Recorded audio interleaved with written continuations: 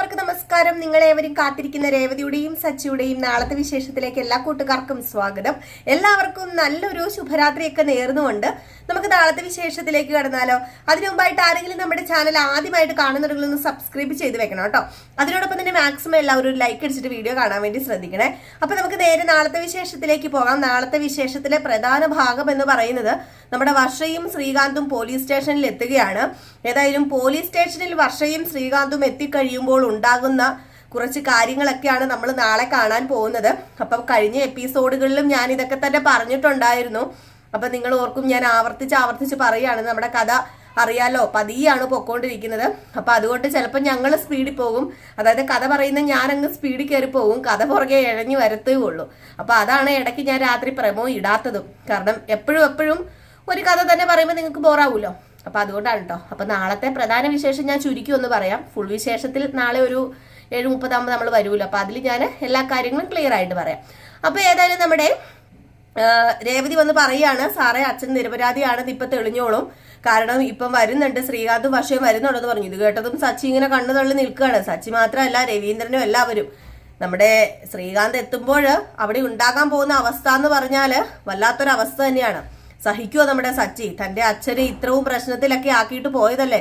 അതുകൊണ്ട് ശ്രീകാന്ത് വരുന്ന ഉടനെ ഉണ്ടാകുന്ന വിഷയം എന്ന് പറഞ്ഞാൽ ശ്രീകാന്തിനെ എടുത്തിട്ട് പെരുമാറുകയാണ്. തലങ്ങനും വേലങ്ങനും ഒക്കെ അടിച്ചൊരു പരുവും ആക്കുകയാണ് കേട്ടോ. അപ്പൊ അങ്ങനെ സച്ചി അടിക്കാൻ തുടങ്ങുമ്പോൾ തന്നെ പോലീസുകാർ കയറി തടയുന്നുണ്ട്. ഞങ്ങൾക്കറിയാം എന്താ ചെയ്യേണ്ടതെന്ന്, നീ കൂടുതൽ ഇതിൽ ഇടപെടട്ടെന്നൊക്കെ പറഞ്ഞുകൊണ്ട് സച്ചിനെ മാറ്റി നിർത്തുന്നുണ്ട്. എങ്കിലിപ്പോ ഒരു 3-4 തല്ല് കിട്ടിയിട്ടോ നമ്മുടെ ശ്രീകാന്തിനിട്ട്. അങ്ങനെ ശ്രീകാന്ത് പറഞ്ഞു, ഞാൻ തെറ്റ് ചെയ്തു, ശരിയാ, പക്ഷെ എന്റെ അച്ഛൻ ഒരു തെറ്റ് ചെയ്തിട്ടില്ല. ഏത് പോലീസ് സ്റ്റേഷനിലാണ് ഞാൻ കിടക്കേണ്ടത്? ഞാൻ കിടന്നോളാം, ലോക്കപ്പിൽ കിടന്നോളാം, ജയിലിൽ കിടന്നോളാം, എന്റെ അച്ഛനെ റിലീസ് ചെയ്യാൻ പറഞ്ഞു. അപ്പോഴത്തേക്കും അവിടെ വർഷയുടെ അച്ഛനും അമ്മയൊക്കെ വന്നായിരുന്നല്ലോ. അപ്പൊ അത് ഞാൻ ഇന്നലെ പറഞ്ഞായിരുന്നല്ലോ, വർഷയുടെ അച്ഛനും അമ്മേനെയൊക്കെ പോലീസുകാർ വിളിച്ചു വരുത്തുന്നുണ്ട്. അപ്പൊ വർഷയുടെ അച്ഛൻ പറഞ്ഞു, ദേ ഇവനെ ഇപ്പൊ തന്നെ ലോക്കപ്പിൽ അടയ്ക്കണം, ഇവനെ ഇപ്പൊ തന്നെ അടയ്ക്കണം, ഞങ്ങളുടെ മോളെ ഞങ്ങൾ കൊണ്ടുപോയിക്കോളാന്ന് പറഞ്ഞപ്പോഴത്തേക്കും അവിടെ വലിയ വിഷയം ഉണ്ടാക്കുകയാണ് നമ്മുടെ വർഷ പറഞ്ഞു, അതെങ്ങനെ ശരിയാകും സാറേ? എന്നെ വിവാഹം കഴിച്ച ആളായി നിൽക്കുന്നത്. പ്രായപൂർത്തിയായ 2 പേർക്ക്, അതായത് പുരുഷനായിക്കോട്ടെ സ്ത്രീ ആയിക്കോട്ടെ, 2 പേർക്ക് പ്രായപൂർത്തി ആയിട്ടുണ്ടെങ്കിൽ വിവാഹം കഴിച്ചു കഴിഞ്ഞ് ഒരുമിച്ച് ജീവിക്കാനുള്ള അവകാശവും വിവാഹം കഴിച്ച ആളുടെ കൂടെ പോകാനുള്ള അവകാശവും ഒക്കെ ഉണ്ടല്ലോ. അപ്പൊ പിന്നെ എങ്ങനെയാണ് എന്നെ ശ്രീകാന്ത് തട്ടിക്കൊണ്ടു പോയി ഒളിച്ചു താമസിപ്പിച്ചു എന്നൊക്കെ നിങ്ങൾ പറയുന്നത്? അത് വളരെയധികം തെറ്റാ. ഞാൻ ശ്രീകാന്തിന്റെ കൂടെ പോകത്തുള്ളൂ. ദേ ഇവരാ തെറ്റ് ചെയ്തത്. ഇവരെന്താ ചെയ്തതെന്ന് സാറുമാർക്ക് അറിയാമോ? എനിക്കിഷ്ടമില്ലാത്ത ഒരാളെ കൊണ്ട് എന്നെ വിവാഹം കഴിപ്പിക്കാൻ നോക്കി. അത് തന്നെ തെറ്റല്ലേ? ഞങ്ങൾക്ക് ആരെ ഇഷ്ടപ്പെട്ടോ അവരെ കൊണ്ടല്ലേ വിവാഹം കഴിപ്പിക്കാൻ നോക്കേണ്ടത്. അല്ലാതെ എനിക്കിഷ്ടമല്ലാതെ എന്റെ മാതാപിതാക്കൾ കണ്ടുപിടിക്കുന്ന ഏതെങ്കിലും ഭൂത്ത പണക്കാരനെ കെട്ടേണ്ട കാര്യമൊന്നും എനിക്കില്ല. അല്ലെങ്കിലും കണ്ടുപിടിച്ച ആളൊരു ബഹുള. എനിക്ക് അയാളെ വേണ്ട. എനിക്ക് അയാളെ ഇഷ്ടമില്ലാത്തത് കൊണ്ട് ഞാൻ ശ്രീകാന്തിന്റെ കൂടെ ഇറങ്ങിപ്പോന്നു. ഞങ്ങള് സുഖമായിട്ട് ജീവിക്കാൻ തന്നെയാണ് പോകുന്നത്. എന്റെ ഭർത്താവായിട്ട് എന്നും ശ്രീകാന്ത് എന്റെ കൂടെ കാണും. അതുപോലെ ശ്രീകാന്തിന്റെ ഭാര്യയായിട്ടും ഞങ്ങൾക്ക് ജീവനുള്ളിടത്തോളം കാലം ഞങ്ങൾ ഒരുമിച്ച് ജീവിക്കും. അതുകൊണ്ട് തന്നെ ഇവിടെ ആർക്കും വേറൊരു കേസും പരാതി ഇനി ഇല്ലല്ലോ. അല്ല, ഇനിയിപ്പം ആ അച്ഛനെ അകത്ത് ലോക്കപ്പിനകത്ത് ഇടാനാണോ സാറുമാരുടെ പ്ലാന്? എങ്കിൽ പിന്നെ അടുത്ത നിയമവഴി നോക്കി ഞങ്ങൾക്ക് പോകേണ്ടി വരുന്നു പറഞ്ഞു. അപ്പൊ പോലീസുകാര് വർഷയുടെ അച്ഛനോട് പറഞ്ഞു, ദേ തന്റെ മകള് പറയുന്നത് കേട്ടല്ലോ, തന്റെ മകള് സ്വയം ഇഷ്ടപ്രകാരമാണ് ആ ചെറുക്കന്റെ കൂടെ ഇറങ്ങിപ്പോയിരിക്കുന്നത്. ഇതിൽ ഞങ്ങൾക്ക് കേസെടുക്കാനോ ഒന്നിനും പറ്റില്ല എന്റെ പൊന്നു സാറേ. അതുകൊണ്ട് ഒരു കാര്യം ചെയ്യേ, നിങ്ങൾ 2 കുടുംബക്കാരും ഒത്തുതീർപ്പാക്കി നിങ്ങൾ എങ്ങനെയും അങ്ങ് പൊക്കോ. അല്ലാതെ ഇനിയിപ്പോ ഇയാളെ പോലീസ് സ്റ്റേഷനിൽ വെക്കാനും പറ്റില്ല. കാരണം ദേ മകൾക്കൊരു പരാതിയില്ല. മകള് ഒരിക്കലും അവർ പിടിച്ചിറക്കിക്കൊണ്ട് പോയതുമല്ല, മകളുടെ സ്വന്തം ഇഷ്ടപ്രകാരം പോയതാണ്. അപ്പൊ അതുകൊണ്ട് ഞങ്ങൾക്ക് നിയമത്തിന് എതിരായിട്ടൊന്നും ചെയ്യാൻ പറ്റില്ല. നിയമം അനുവദിക്കുന്ന കാര്യങ്ങളൊക്കെ തന്നെയാ ഈ ചെറുക്കനും പെണ്ണും ചെയ്തിരിക്കുന്നത്. വിവാഹപ്രായം എത്തിയ 2 ആൾക്ക് വിവാഹം കഴിക്കാന് അതൊരു നിയമ തടസ്സം ഇതുവരെ ഉണ്ടായിട്ടില്ലല്ലോ. അങ്ങനെ നിയമ തടസ്സമില്ല. പിന്നെ ഈ പെൺകുട്ടിക്ക് പ്രായപൂർത്തി ആയില്ലെങ്കിൽ ശരിയായിരുന്നു. അതുകൊണ്ട് അയാളെ ഞങ്ങൾക്ക് റിലീസ് ചെയ്യാൻ ഇനി പറ്റത്തോളം എന്ന് പറഞ്ഞു. വർഷയുടെ അമ്മയാണെങ്കിലും വർഷേനെ അങ്ങോട്ട് ചെന്നിട്ട് അടിക്കാൻ അങ്ങോട്ട് തുടങ്ങിയില്ലേ. എന്താടി നിന്നെ ഇത്രയും വളർത്തി വലുതാക്കി പഠിപ്പിച്ചിട്ട് നീ എന്താടി കാണിച്ചു കൂട്ടിയതെന്നും പറഞ്ഞുകൊണ്ട് എണ്ണിപ്പിറക്കാൻ തുടങ്ങി കേട്ടോ നമ്മുടെ വർഷയുടെ അമ്മ. അങ്ങനെ വർഷ പറഞ്ഞു, അതെ നിങ്ങൾ വളർത്തി വലുതാക്കുകയൊക്കെ ചെയ്തു, അത് നിങ്ങളുടെ കടമയല്ലേ. പിന്നെ നിങ്ങൾ പറയുന്ന ആളെ തന്നെ വിവാഹം കഴിക്കണമെന്ന് എന്താ ഇത്ര നിർബന്ധം ഇരിക്കുന്നത്? ഞാൻ പണ്ട് മുതൽ അച്ഛനോടും അമ്മയോടും പറഞ്ഞിട്ടുള്ളതാ. എനിക്ക് എന്റേതായ ഇഷ്ടാനിഷ്ടങ്ങളുണ്ട്. എനിക്ക് പ്രായപൂർത്തിയായ ഒരു പെണ്ണാ. അതുകൊണ്ട് തന്നെ എന്റെ ഇഷ്ടാനിഷ്ടങ്ങൾ നിങ്ങൾ നോക്കിയിട്ട് എന്റെ വഴിക്ക് വിടാൻ നോക്ക്. അല്ലാതെ നിങ്ങളുടെ വഴി കൂടെ അല്ല ഞാൻ സഞ്ചരിക്കേണ്ടത്. അതുകൊണ്ട് പറയാ, ഇനി മേലാല് ശ്രീകാന്തിനെയോ ശ്രീകാന്തിന്റെ വീട്ടുകാരെയോ ശല്യം ചെയ്യരുത്. എനിക്ക് അത്ര മാത്രമേ പറയാനുള്ളൂ പറഞ്ഞു. ഇതേ സമയം നമ്മുടെ രവീന്ദ്രനെ ലോക്കപ്പിൽ നിന്ന് റിലീസ് ചെയ്യുകയാണ്. അപ്പോഴത്തേക്ക് പെട്ടെന്ന് സച്ചി ചെല്ലാണ് കേട്ടോ. സച്ചി എന്നിട്ട് അച്ചാച്ചാന്നും പറഞ്ഞ് കരഞ്ഞു കെട്ടിപ്പിടിച്ചപ്പോൾ ശ്രീകാന്ത് അടുത്ത് വരാൻ തുടങ്ങിയപ്പോഴത്തേക്കും ശ്രീകാന്ത് സംസാരിക്കാൻ വേണ്ടി തുടങ്ങിയപ്പോഴത്തേക്കും മുഖം പോലും കൊടുക്കാതെ നമ്മുടെ രവീന്ദ്രൻ മാറിപ്പോയിട്ടോ. എനിക്ക് ഇങ്ങനെ ഒരു മകൻ ഇല്ല എന്നുള്ള രീതിയിൽ തന്നെ അങ്ങ് മാറിപ്പോയി. രേവതി ആണെങ്കിലോ കരഞ്ഞ് നിലവിളിച്ച് നിൽക്കുന്നു. രേവതിനെ കുറ്റപ്പെടുത്തിക്കൊണ്ട് ചന്ദ്രയും. അങ്ങനെ നമ്മുടെ ശ്രീകാന്ത് പറയുന്നുണ്ട്, എന്തൊക്കെ പറഞ്ഞാലും നിങ്ങൾ ഏടത്തിനെ കുറ്റപ്പെടുത്തരുത്. ഏടത്തി അറിഞ്ഞുകൊണ്ടല്ല ഒന്നും ചെയ്തിരിക്കുന്നത്. സത്യത്തിൽ ഞാൻ ഏടത്തിനെ പറ്റിക്കുക ചെയ്തത്. ഏടത്തി ഒരിക്കലും ഈ വിവാഹത്തിന്റെ കാര്യം ഒന്നും അറിഞ്ഞിട്ടല്ല അമ്പലത്തിൽ വന്നത്. ഏടത്തി പെട്ടുപോയതാ.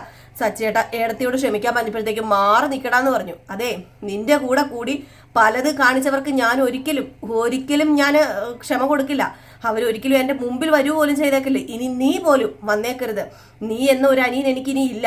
അതുപോലെ എൻ്റെ അച്ഛൻ ഇനി 2 മക്കളേ ഉള്ളൂ, സച്ചിയും സുധിയും. അല്ലാതെ ഇനി വേറെ ആരും അങ്ങോട്ടേക്ക് വന്നേക്കരുത്.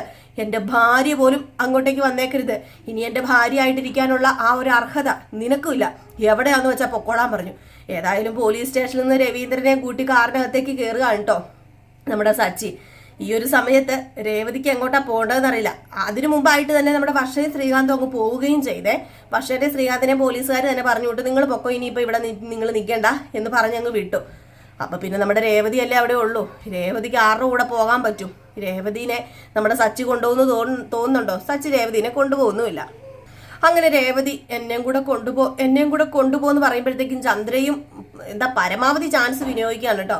നിന്നെ ഇനി വീട്ടിനകത്തേക്ക് നിന്നെ അടിച്ചടത്തേക്ക് കയറ്റുന്ന പ്രശ്നമില്ല. നീ ഇനി വീട്ടിൽ കയറണ്ട.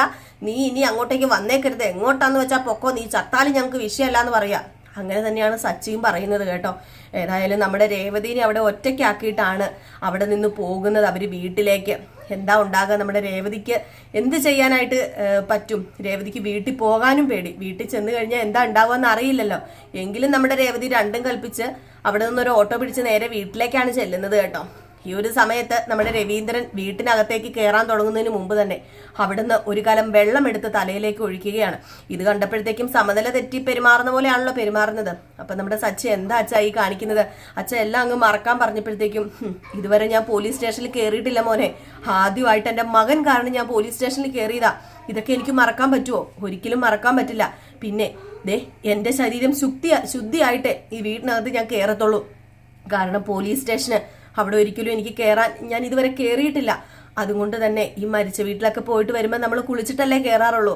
അത് തന്നെ ഞാൻ ഒന്ന് സ്വസ്ഥമായിട്ട് ഇരുന്നോട്ടെ, ആരും എന്നോട് സംസാരിക്കാൻ വരണ്ട എന്ന് രവീന്ദ്രൻ പറഞ്ഞു. അങ്ങനെ വെള്ളം ഒഴിച്ചിട്ട് അകത്തേക്ക് കയറി പോയിട്ടോ. ചന്ദ്രയ്ക്കൊക്കെ ഭയങ്കര വിഷമമുണ്ട്. എന്തൊക്കെ പറഞ്ഞാലും എന്തൊക്കെയാണെങ്കിലും അടിയും ബഹളവും ഒക്കെ ആണെങ്കിലും ഈ ഒരു സിറ്റുവേഷനിൽ നമ്മുടെ ചന്ദ്രയ്ക്ക് അത്രയ്ക്ക് വിഷമം ഉണ്ടായിരുന്നു കേട്ടോ. സത്യസന്ധമായിട്ട് തന്നെയാണ് ചന്ദ്രൻ നിന്നത്. രവീന്ദ്രനെ അത്ര സ്നേഹിക്കുന്നുണ്ടായ ഭാര്യയാണല്ലോ. അപ്പോഴത്തേക്കും ആ ഒരു വിഷമം ഉണ്ടല്ലോ. അപ്പം ചന്ദ്രയ്ക്കും സത്യം പറഞ്ഞാൽ വീട്ടിൽ ചെന്ന് കഴിഞ്ഞപ്പോഴാണ് സമാധാനം ആയത്. വീട്ടിൽ ചെന്ന ഉടനെ സുധിക്ക് എന്താ എനിക്കൊരു കോഫി എന്ന് പറഞ്ഞുകൊണ്ട് സുധിയോട് ചന്ദ്ര പറഞ്ഞു, നീ ഒന്ന് മാറി പോകുന്നുണ്ടോ, അദ്ദേഹത്തിന് ഞാൻ എന്തെങ്കിലും കൊടുക്കട്ടെ എന്ന് പറഞ്ഞുകൊണ്ടാണ് നമ്മുടെ ചന്ദ്ര അകത്തേക്ക് കയറി പോകുന്നത്. സുധിയാണെങ്കിൽ ആ സമയത്ത് വിശക്കുന്നു, കോഫി കുടിക്കണം, ക്ഷീണമാ, പരാതി മാത്രമേ ഉള്ളൂ. എന്തൊക്കെയാ നടന്നത്, അങ്ങനെയാ ഇങ്ങനെയാന്നും പറഞ്ഞുകൊണ്ട് നമ്മുടെ സുധിയുടെ കാര്യം നോക്കാൻ വേണ്ടി ഇരിക്കുകയാണ്. രവീന്ദ്രനെ സമാധാനപ്പെടുത്തുവോ അങ്ങനെ ഒന്നും ചെയ്യുന്നില്ല. സച്ചിയാണെങ്കിൽ രവീന്ദ്രനെ സമാധാനപ്പെടുത്തിക്കൊണ്ടൊക്കെ ഇരിക്കുന്നത്. ഏകദേശം ഈ ഒരു സീനൊക്കെ കാണിച്ചിട്ടാട്ടോ നാളത്തെ വിശേഷം അവസാനിക്കുന്നത്. അപ്പൊ എല്ലാവരും കാത്തിരിക്കുക. ഇവിടം വരെ എത്തുമെന്നൊന്നും അറിയില്ല കേട്ടോ. നമുക്ക് കാത്തിരുന്ന് തന്നെ കാണാൻ എത്തുമില്ലോ എന്നൊക്കെ. അപ്പൊ എല്ലാവർക്കും വീണ്ടും നല്ലൊരു ശുഭരാത്രിയൊക്കെ നേരുകയാണ്. അപ്പം നെക്സ്റ്റ് വരാൻ പോകുന്നത് നയനയുടെയും ആദർശിന്റെയും കഥയാണ്. മറക്കാതെ അത് നിങ്ങൾ കാണണേ. അപ്പം അടുത്ത വീഡിയോ ആയിട്ട് വരാം. എല്ലാവർക്കും ഒരുപാട് സ്നേഹവും നന്ദിയും ഒക്കെ ഉണ്ട് കേട്ടോ നമ്മളെ സപ്പോർട്ട് ചെയ്യുന്നതിന്. അപ്പം വീഡിയോസൊക്കെ കാണുന്ന എല്ലാവർക്കും ഒരുപാട് നന്ദിയുണ്ട്. അപ്പം നെക്സ്റ്റ് വീഡിയോ ആയിട്ട് വരുന്നവരെ ടാറ്റാ ബൈ ബൈ.